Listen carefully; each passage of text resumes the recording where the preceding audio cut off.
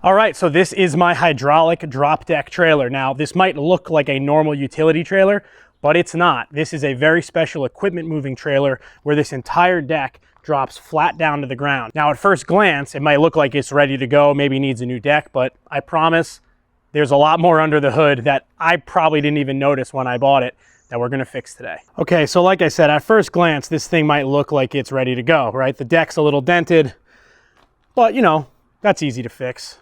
But then you kind of dig into it. Now check this out. So when I bought this, the guy I bought it from had been using it to haul a skid steer that was at its rated capacity. Now look closely and you can see that the sidebars on this are totally twisted. And on top of that, there are a bunch of structural cracks right about here, totally cracked. And then again, on the inside right there. The other issue is that this trailer is supposed to lift and lower in a bearing track and then utilize that clip to keep itself up. Well, at some point, the bearings gave up, but they kept using it. So this piece of sort of like J channel actually rode in the bearing pin, and this thing is pretty jacked up. Now it does lift and lower, but at its highest point, it doesn't even hit the clip. So let me show you what happens, how this thing lifts and lowers, and then I'm gonna tell you my plan on how we're gonna pull the deck off and fix this thing. Okay, so right now the trailer is in the lifted position. It's not really as high as it should be because the bearing is broken, but I'll show you what it looks like as it drops down.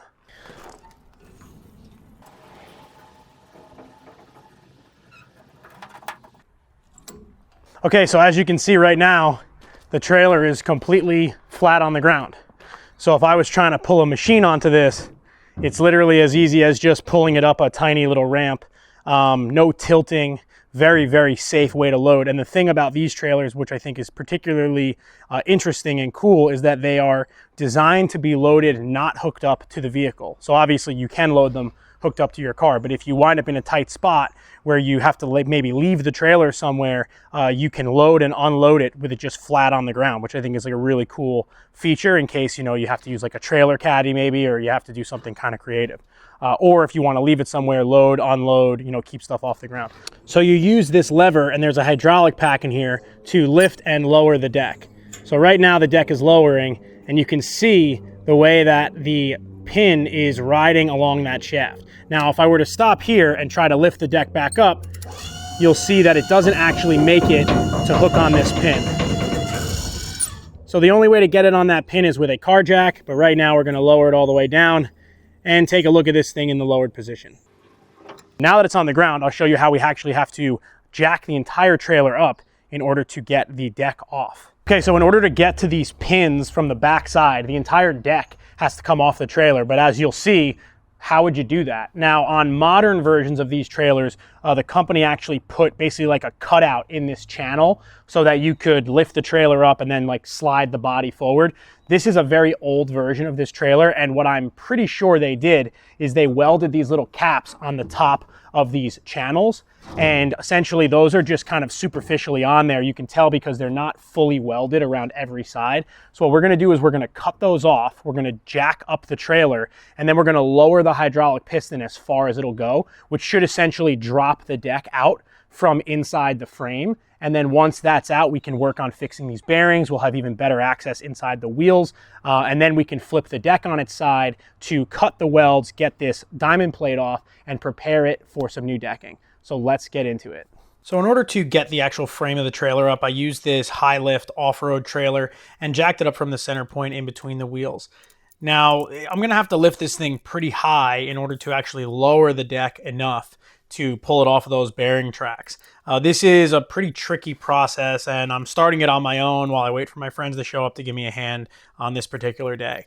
Now, I've already cut those little plates off on the top of the bearing tracks, and now that it's up in the air, I can start to pull the pin out of the hydraulic ram arm, and I have a little car jack there to kind of take weight off the pin so I can knock it out of the way.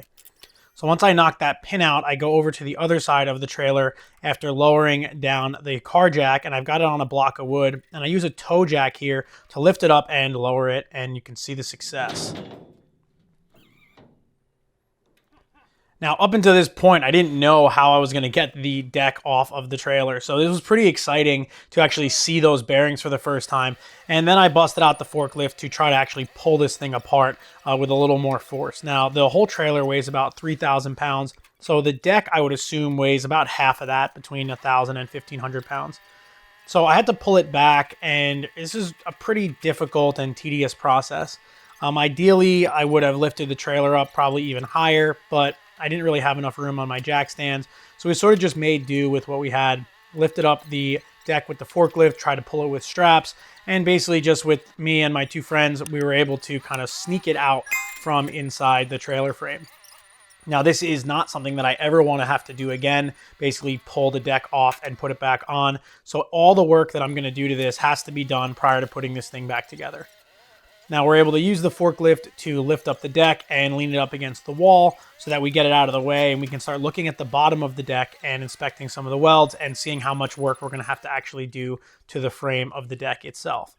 The other nice thing about this is with the frame of the trailer nice and high, we can easily get to a lot of those cracks without laying on the ground. So we pulled out the Lincoln Ranger engine drive welder, got that thing started up, and my buddy Matt, who's a structural welder, is going to do some stick welding on some of these cracks on this particular day. The engine drive is a really great welder. The Ranger has been an amazing welder to have, great for stick welding. And while I'm still kind of learning the stick welding process, I use it as sort of a generator for running my other MIG welders all the time. So this trailer deck and trailer frame have a bunch of structural cracks where they were previously welded. So Matt goes to work starting to grind out and weld these with 7018 stick welding rod to fill in those cracks and really bond these two pieces of metal back together. In order to supplement the strength where these cracks already appeared, we're going to be adding plate gussets made out of 1/4-inch plate over all of these cracked areas and actually do some kind of extra plate gussets where we think the trailer could crack in the future. So Matt makes up a template out of cardboard, then cuts out some plate using the circular saw, and then can weld these in plate to the existing frame. He's doing a little bit of overhead and some vertical. And in the end, I think these plates are going to really make all the difference in keeping this thing together long term. Like I said earlier, this thing was reused at its rated capacity for probably like 15 years, and it definitely got a lot of strain put on it. I don't plan on even really lifting anything that heavy. This can lift 7,000 pounds. I probably will never lift more than 5,000 with it. So these plates are just going to ensure that it lasts for a really long time. While he's doing that, I get to work on pulling these bearings off. And these things are completely seized on these pins. So I'm using some WD-40 Specialist Penetrant Easy Reach spray with the Easy Reach nozzle to try to break up some of that rust, and then using a bearing puller and a hammer to try to pull these bearings off. Now, the penetrant spray really does a good job of getting in there, and that Easy Reach nozzle allows me to get behind to the back of the bearings and really spray that, and I'm sort of letting it soak and then putting a little pressure on it, letting it soak, a little more pressure. And this worked really well to get these off, but I did have to switch to a larger gear puller in order to do it because I broke this one. And I want to say thank you to WD-40 brand for sponsoring this video. I use a lot of their products to get the various stuck and broken pieces off of this trailer, and I wouldn't have been able to do it without them. So I switched over to a larger gear puller after adding a little more penetrating spray and letting it soak overnight. And with this hydraulic puller and a couple taps from the hammer, I was able to knock this bearing off along with the other ones that were totally seized up on there. These things had completely rusted on, and it was really awesome to see them pop off. With those bearings off, I was able to move over to the other side of the trailer where you could see the bearing pin had been worn into by the deck. So I started by popping the C-clips off, which were completely seized up on there. And at first I thought I would use the bearing puller to pull these races off as well, but I quickly realized that there was really no reason to save them. So after taking a shot at it with some penetrating spray and the gear puller, I decided to just grab the angle grinder and cut them and then pull them off that way. There was really no saving these, and I had already purchased new bearings for them. So by being really careful not to damage the actual pin, I was able to cut down almost to the center and then just use a chisel to snap it and then pull it off. You can see how badly worn in that pin is, but we're going to fix that a little bit later. I used a wire wheel to clean up the actual sleeve area, and then I could slide that new gigantic bearing on there to make sure they would fit. Really excited to have new bearings on this thing. It's going to make a huge difference. So moving into the next phase of this was to actually remove the trailer deck from the frame. Now, once we flipped this on its side, we could see how badly deteriorated all the tubing was. So I decided to take the circular saw and cut the bottom of this, cut that tubing, and then flip the deck down on its belly so that I could cut it from the top. Now, originally this was 3/16 diamond plate, and I'm going to be replacing it with 3/16 just flat plate because I don't want to have to deal with the ridges of the diamond plate when I'm rolling machinery on using a pallet jack.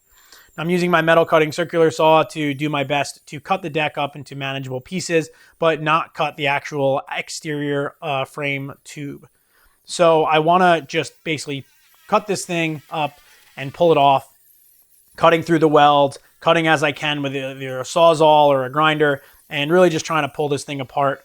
The old frame had really rotted out, and I learned pretty quickly that the frame itself was in just terrible shape. So I wind up actually building an entire subframe inside the existing frame of this trailer deck. It was way more work than I thought it was going to be. One of the big challenges that I faced was getting the old decking off of the kind of perimeter border. And now that I've cut out the center, you can sort of see what I'm left with. So I had to go through and individually cut every single one of these welds. And let me tell you, it's a lot easier to weld a seam than it is to remove a welded seam. So I'm using some ceramic cutoff wheels from Pferd abrasives. They're absolutely incredible. They're so much faster and more durable than like a regular cutoff wheel. And they really allowed me to cut these welds quickly and very easily and kind of forensically remove the old welds, even in these tight, hard to reach places. Here I'm using the flathead angle grinder that I spoke about in a recent video. And it was the only way I could get into some of these tight corners. You'll also notice that I'm losing all the existing D-rings when I'm doing this work. Those are going to go because they are welded to the decking. So as I pull off the decking, I'm going to be pulling off those D-rings, and I'll just be replacing all that stuff anyway. I'm doing my best to chisel off any corrosion that was left on the tubing, and everything is going to get a quick wire wheel, and it's all going to get primed with a rusty metal primer before we do any more work to it. Just cutting and grinding more welds in what feels like forever. While I'm doing this, you'll notice I'm wearing this sort of spacesuit apparatus. I'm wearing a PAPR unit, a air-powered respirator with a grinding hood. So while I'm doing this, grinding old paint and rust, I'm not worried about my lungs. I'm not doing any sort of damage to my lungs. I'm basically filtering all that air, and it's really helped me work on this project because there was just so much corrosion that I had to deal with, and it really made me feel a lot safer while I was doing it. Some of these areas had really stubborn welds, but once we were able to get all of the perimeter decking off, we hit it with a needle scaler to kind of get into any of the hard to reach places, and we ground off all the existing tube welds that were stuck on there. What I want to do here is build a frame within a frame. What I've realized is that this exterior frame is really badly damaged. So I purchased some new 2x3 by 3/16 wall tubing, and I'm going to basically just be wrapping a new frame around the inside of the existing frame, beveling all the corners so they fit nicely, and then I'm going to be priming everything before welding it up. Here's a quick and dirty way to very fast bevel the edges of your tube, just using my metal cutting circular saw the way I would use it for like wood framing, and just getting that piece nice and tight in there, priming everything so that there's no opportunity for more corrosion to build up in between the tubes, and then welding everything in place, just sort of tacking things at first so that I can go around, get everything positioned, and then fully weld everything as I go.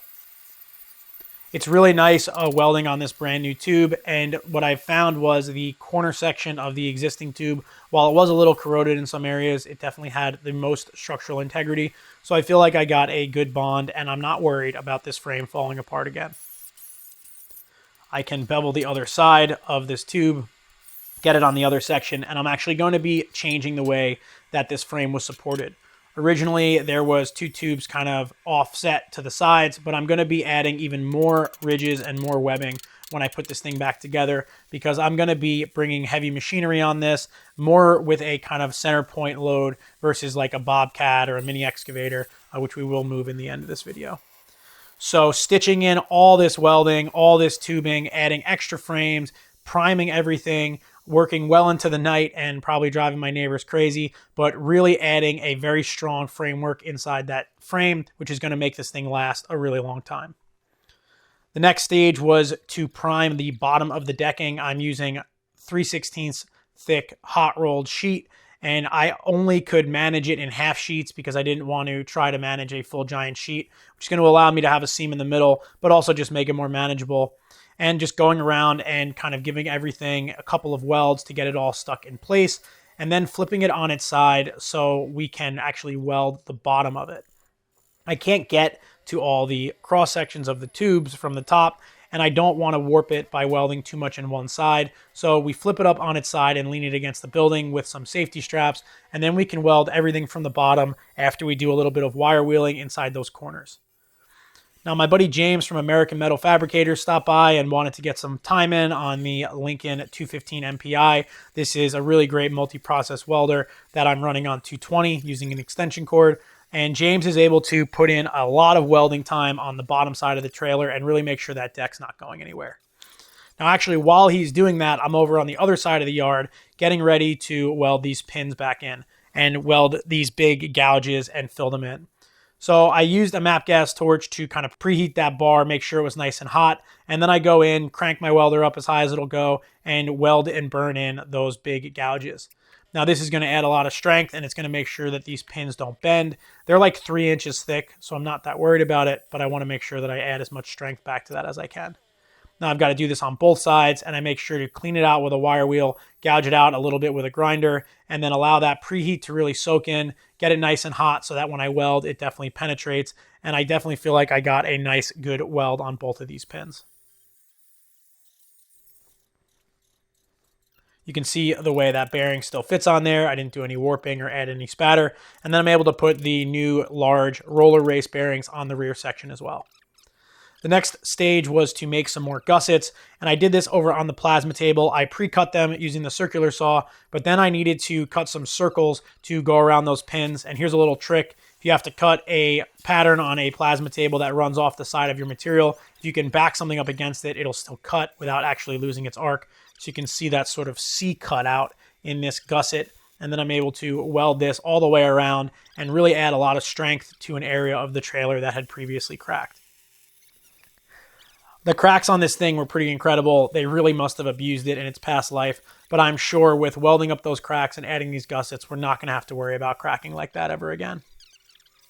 I'm super happy that I added these gussets too, because with the deck on, these would be nearly impossible to get to. So pulling the deck off and doing this work was really the only option. This was a really good welding experience project. I didn't expect there to be so much welding on this. I thought maybe we'd spend a day welding, but as you can tell from the days and the nights that are passing in this video, this took a lot of work. All these gussets took time to make, all this welding took so much time to do, and there had previously been some kind of crappy scab plates over these corners. You can sort of see the outline here, and I had to replace all that stuff. So here I'm just making a cardboard template, and I'm going to be actually bending a piece of 1/4 inch stock around that corner so that I get a really strong gusset around the corner, and I can weld it all in place. Cutting up 1/4 inch plate with the metal circular saw, and then going inside to the Swag Off-Road hydraulic press brake. This is just over on my H-frame press, and bending around this corner to get a nice 90-degree bend, just checking it as I go. And this is a really great tool to have in the shop if you do any fabricating and you need a press brake, but you don't have the money or the room to have a large machine. This thing works amazing. You just hand pump it with your H-frame press, and you can see I got 2 really nice gussets, and I did 2 on the other side as well. So after grinding everything out, I did a little bit of MIG welding here again, cranked my machine up nice and high, and welded. This is 1/4 inch tube with a 1/4 inch plate, so I'm able to very easily kind of penetrate that and weld these open corners to make really strong gussets on both sides. Most of the weight of the trailer is going to be held towards the front anyway for tongue weight, so adding all these gussets on the front side is really going to make this thing super strong. The only annoying part of this whole process is the fact that I have to grind away powder coating every time I weld, and it just is a little tedious. You have to grind away all that paint down to bare metal. Make sure you don't leave anything behind, otherwise the penetration from the MIG welding really isn't that great.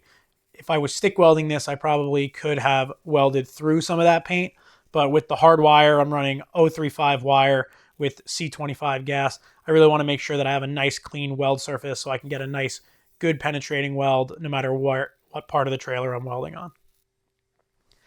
Now with all that done, the last thing to do to the deck is to cut off this crappy beaver tail. So you can see I had some kind of thick plate that had made those cut angles and they were all bent.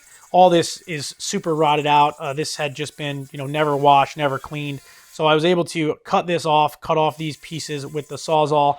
And then I'm going to go ahead and remake this, but I'm going to use 4 pieces of tube instead of that thick plate to cut the angles down for the actual ramp. The other thing I'm going to do is I'm going to extend the length of the ramp by a couple of inches so that I have an even more gradual ramp to roll things up. Now I'm planning on using this to move machinery, basically by lathes and mills and all sorts of things like that I'm going to have to be moving with a pallet jack. So I want the ramp to be as mellow as possible, and in order to do that, I just cut these out at a little bit longer of an angle, and I'm using a piece of 2x4 inch tube that I had laying around in the scrap pile. Once I get one of the angles cut and I know it's correct, I'm able to use it as a template to cut the other 3 pieces. Now the first 2 was a little more tedious, but you'll see how quickly I'm able to process these angles using the metal cutting circular saw right here. So I first traced out the original one, and then I make my 2 long cuts. I make my perpendicular cut on the back side and basically leave everything assembled till that final cut, and then the 2 pieces essentially pop off. Got 2 little cuts to make, and I've got 2 identical angle pieces that can now be welded to the end of the deck and make a really nice smooth transition. You'll also notice these little plates on the bottom. I just basically wanted a safety break. Basically, these are just little mending plates that go from the original trailer frame to the new subframe that I built and makes it so that it can never sort of drop out. I probably didn't need them, but it just gave me a little more peace of mind to put them in there. Now to make sure that these were really strong and attached well, I welded these on the inside and the outside of the tube. I figured while I had access to it, I might as well do more. Rather be looking at it than looking for it. With those welded on there, I grabbed the remainder of my 3/16 thick plate and I bent the very slight, I think it was a 4-degree angle in the end so I could make a nice clean transition from my ramp up to the rest of my deck. Before I flipped the deck back down on its side, I just sort of checked it, put a clamp on there, gave it a look, and realized that I did not want to do 6 feet of vertical uphill welding. So I knocked this whole trailer deck down onto its side pretty aggressively and pretty dangerously. While I was backing up the trailer, I didn't realize that I was about to drop the deck. Whoopsie. Good thing everything was fine. I had that safety strap on there, but now it'll allow me to do all the rest of the deck welding on a flat plane, which would just be so much nicer and easier. I'll get a better weld penetration and it'll just be faster. So I'm just doing some kind of 4 or 5 inch stitch welds across the deck. I'm trying to spread the heat out as best I can. I don't want to overheat any particular section. And while I'm down here, I can start welding some of my new 8,000 pound D-rings in place. The original trailer had 6 D-rings. I decided to go with 8. I just felt like having an extra 2 towards the center would be helpful, and it would help me do kind of a cross strap pattern when I'm strapping any machinery down. I'm also welding the deck down to the outside of the frame on the outside, and here I am welding in one of the D-rings. Now this is all clean virgin material, but I still want to grind that mill scale off. I'm using the Pferd Victograin, the CC Grind solid discs. If you haven't tried these and you do any metal grinding, you really need to give these a shot. They grind material so much faster than any other disc I've ever used. They absolutely just tear away at mill scale. And while they're a little expensive, they're absolutely worth it because you're just going to have such an easier time working with your material once you try these things out. You can see I have to kind of sneak my MIG gun into the backside here between this frame, but it does leave me with a really nice weldment on those D-rings.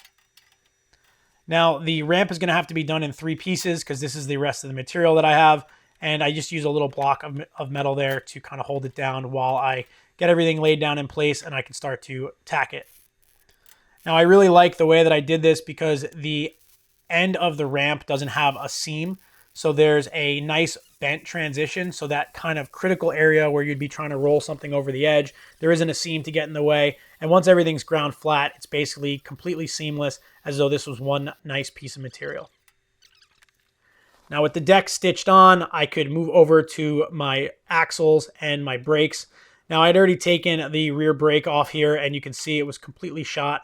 I pulled all this stuff off, pulled all the bearings out. You can see how kind of corroded these wheel hubs are and the leaf springs. We're going to take care of all of that. I'm also going to replace all the bushings and shackles on all of this suspension. So I bought brand new electric brakes and got them all bolted in, and these are going to make all the difference. There were no brakes on this trailer when I bought it, but these guys were still using it. So these are self-adjusting electric brakes. They are rated for this trailer at 10,000 pounds, and I've got one on both sides on the front axle. I didn't purchase new hubs, but I was able to clean these up with a wire wheel, clean out the inside, and degrease them using some WD-40 Specialist degreaser. And this is going to just sort of help clean these things up. And then I give everything a coat of Rust-Oleum oil-based glossy black spray paint. This is not only going to make it look nice, but it's going to protect it from any corrosion having that oil-based paint on there.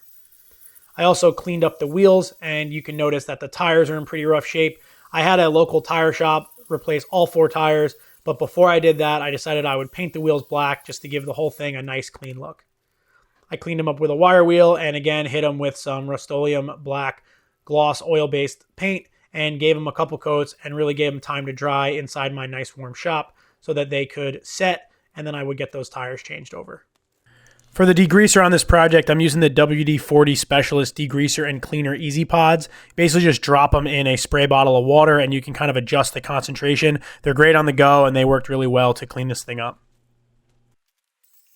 The rear axles do not have brakes on them on this trailer, but they did have a hub that needed a little bit of cleaning up. So I popped off the cap, pulled out the bearings. All the bearings on these hubs seemed like they were in good shape. Everything had a nice healthy coat of grease on it already, but I repacked, re-greased the bearings, and painted all the wheel hub mounting sections. And you can see how this kind of axle-less trailer design works. You've basically got a wheel hub holding on by 2 sets of leaf springs, and it's a really nice and slick design. You've got these shackles in the rear, and they were made out of 1/4-inch plate. I actually remade them all out of 3/8-inch plate from scratch, and I replaced every single bolt in the suspension with a grade 8 bolt and a distorted thread nut. Now this was a really long process. My buddy Nicholas and my friend James came and helped out with. I replaced all the bushings, all the bushing pins. It took us hours upon hours to do this. It was really, really tedious, but when we were done, it made all the difference with the suspension. I also rewired all the lighting and added a breakaway, but I didn't film that because who wants to watch me wire a trailer? So now that all that was done, the new tires were mounted, the wheels were on, all the suspension was fixed up, the trailer was completely rewired. It was time to put the deck back on. Now you may notice that the bottom of the deck is all black now. We painted the bottom of the deck with, again, oil-based paint and also primed it prior to that, which I think is really going to help reduce any possible corrosion that's going to come from water splashing up on it. I never want to take the deck off this trailer again. It was such a pain in the butt. You can see it's really sketchy having the trailer up that high. I've got it on jack stands. I've got it on pipe stands. And I never want to do this again. So the goal was to get everything perfect, get everything done really well while the thing was disassembled and put it back together. The problem was I had to go pick up a machine the day after this clip was filmed that weighed about 4,500 pounds all the way up in Massachusetts. So this thing had to come together quickly and it had to work. So we've got the deck over on the forklift and I have some straps keeping it up. And now's the moment of truth. Is the deck going to go back on these new bearings? Is the trailer going to function now that I've repaired all the issues, fixed those bearings, put in all these new gussets, really stabilized everything? So it took a little bit of fine tuning. Unfortunately, my forklift does not have side shift, which would have been really useful in this moment. But between me, Mac, and Tommy using some pry bars, we actually had to grab a strap and actually pull in the frame because the frame was a little bit stretched. So we had to pull in the frame using a strap to make sure the bearings fit in place. And basically, once we were able to lift this thing up a little bit and get a jack underneath it, we could get the hydraulic ram to grab that shackle. And once the hydraulic ram had it, we could let the machine do the lifting on its own, unhook the forklift. And I am so happy to say that the first time we got this thing lined up and I took the weight off the forklift, this thing worked perfectly. The only issue I had was the little pin clip that locks the actual frame into the deck. Needed a little bit of adjusting, but that's okay. It was not hard to do, and then we were able to put the trailer down, kind of take it on a maiden voyage, give it a little bit of a test, and actually drive 150 miles home from Massachusetts with a machine on it. Now, I hadn't finished welding the deck, but I had finished welding all the D-rings, so at that point, I felt like it was safe enough to use. Now that that was done, I was able to now finish welding the top side of the deck. I don't want any of these cracks to be there because when I'm rolling a pallet jack or something up this thing, I need it to be perfectly smooth. So I welded every single seam, but you'll notice I did leave a gap between my plates so I'd have a nice, easy weldment, something that weld could sit down nice and flush in and would require minimal grinding once it was all done. Again, I'm using the CC Grind Solid Victograin disc to grind all these welds super flush, and this makes quick work of this type of process. You'll notice that my grinder is at a very low angle. The Victograin discs are a low angle grinding disc. You get a ton of use out of them. And for this type of work, it's just so fast. You're talking about just a couple of minutes to grind a 6-foot long seam completely flush. And it really just makes all the difference on your hands to have this low vibration, low noise disc.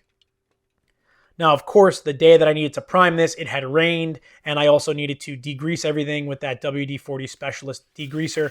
So I washed everything down, cleaned it all up, and then I used a sort of kind of roofing torch to dry off that water and make sure this thing was nice and dry before giving it a coat of the Rust-Oleum Rusty Metal Primer.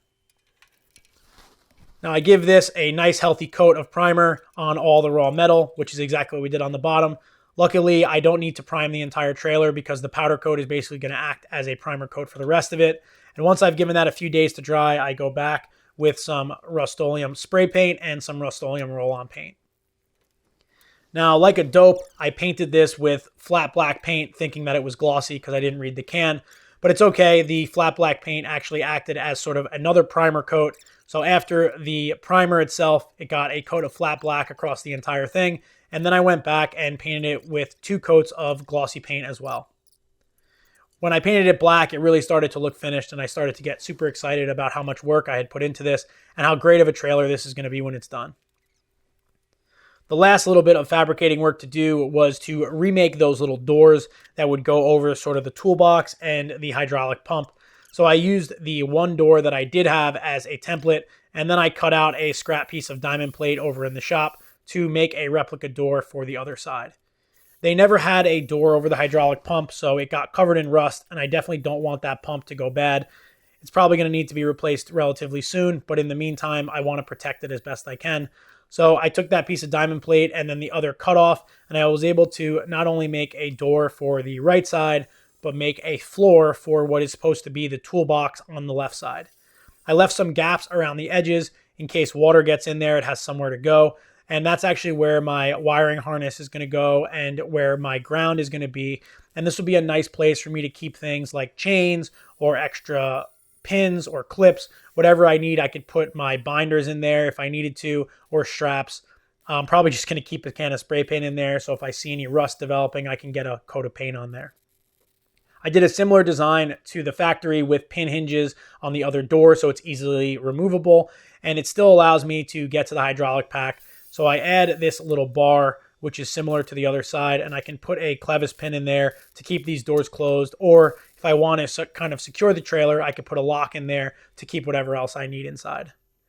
The last thing I did was with the wiring was put it all in wire loom and clean everything nice, strap all the wires to the bottom of the trailer, make sure that nothing was loose and nothing could get damaged. And where I had to use zip ties and hold downs, I was able to make sure that every wire was nice and secure and all very safe from hitting the road. In order to make sure the wires didn't get damaged, I just used a Pferd hole saw to drill a couple of holes in this 3/16 diamond plate to make sure that all my penetrations were really nice. And with my junction box for my wires underneath this little door, I think it's just going to make sure that I have the least amount of corrosion on my contacts and make sure that my grounding point stays nice and clean. Wiring this trailer from scratch and doing fresh wiring was definitely the best option. It made sure that all my wires were nice and secure, and I didn't have to worry about any of my lights breaking down. Now everything's LED, and I think this is all going to last a really long time. The last step for some safety was to add reflective tape to the sides of the trailer. And I just got this on Amazon. It's like a 2-inch reflective trailer tape.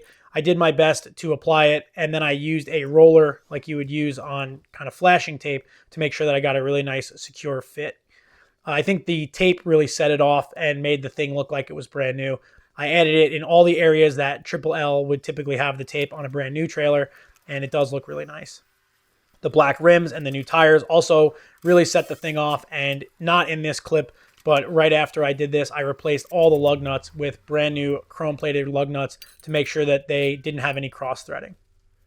You can see the brand new breakaway box with dedicated battery that I added to the left side of the front of the trailer, and you can see that paint job really making this thing look nice. Now I had to get it down off the jacks and put onto the back of my truck so that I could test the lights, make sure everything was working, and go pick up a machine.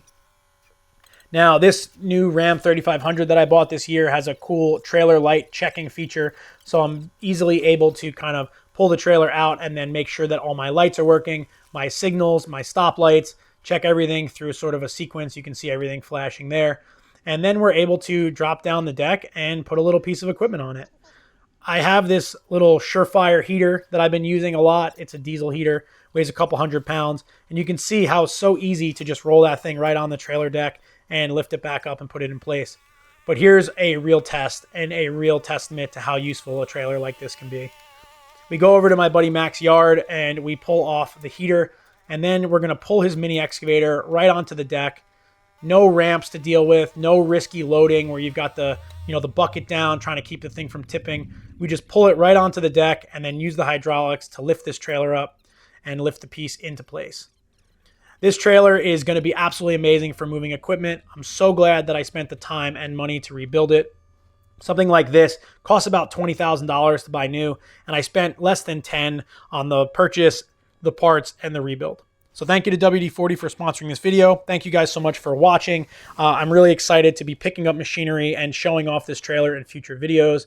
I really hope you enjoyed this. If you have any questions, leave them down below. If you've never seen a trailer like this and you want to learn more about it, I'll put some links down below, and I'll also put links to all the tools and equipment that I use down below as well. Check out all my friends who helped me on this. All their pages are linked in the description of this video. Follow me here on Instagram to see more about what I'm doing every day, and I hope to see you on the next video.